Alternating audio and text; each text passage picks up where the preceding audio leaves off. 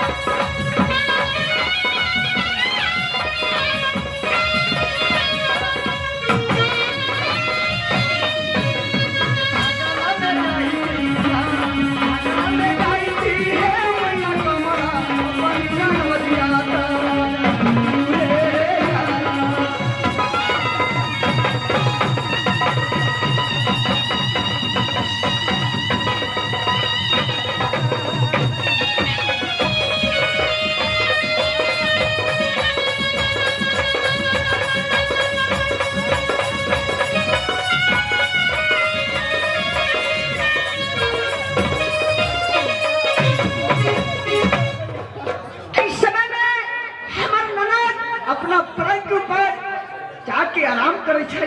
इस समय में हम अपना ननद की बुलावी छिए। हे ननद कौन भाभी? हे नंदी धनिया मरौती शुभ कल्याण रहो, सुहागवती रहो, जुग जुग जियो। जैसे नीर बहे गंगा जी की ओइसे उमर बढ़े नंदी। भाभी नंदी मैंने किसने बुलाई हूँ? किसने? आज माँ ने ऑर्डर तो दे दी हाँ कि जा बेटी तुमने दोनों ननद भौजाई मिलकर तुलसी नार पर से पानी भर के लाया। हे भाभी हाँ ननद घर से डोल भर निकाल कर और यहाँ से दोनों ननद भौजाई चला। ठीक है नंदी, मैं डोल बाल्टी लेकर के आती हूँ।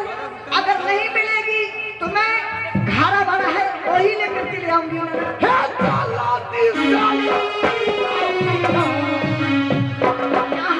चला दूसरा पिया ना है भाऊजिया बखर सलोना में आज ना है